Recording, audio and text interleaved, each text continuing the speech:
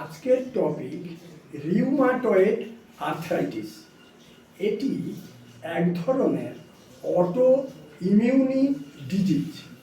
এই রোগটা প্রথম ধরা পড়ে আঙুলের গাঁটগুলো ফোলা, ব্যথা, তারপর রিস্ট জয়েন্টটা ফুলে যায় এবং হাড়গুলো ডিফর্মিটি হয়ে আঙুলগুলো এবং রিস্ট জয়েন্ট বেঁকে যায়।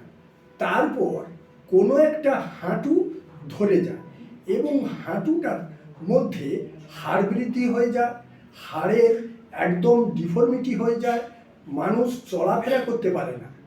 এই অসুখটা বেশিরভাগ মেয়েদের ক্ষেত্রে হয়। ঠিক 10 বছর থেকে 30 বছর বয়স পর্যন্ত মেয়েদের এই অসুখটা হয়ে থাকে। স্বাভাবিক জীবন একবারে শেষ হয়ে যায়, মানুষ চলাফেরা করতে পারে না, পরপর এমন মানসিক ডিপ্রেশনে চলে যায়, মানুষ এমন ডিপ্রেশনে চলে যায় তখন সুইসাইডিং টেন্ডেন্সিও চলে আসে।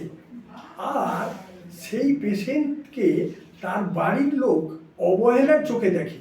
এইটা সব থেকে বড় কারণ।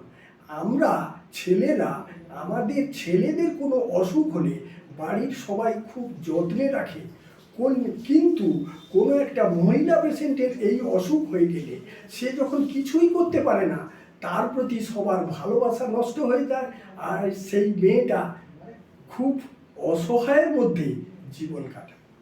এবং আরেকটা কথা বলি এই অসুখটা কিভাবে ধরা পড়ে, কি টেস্ট করতে হয়।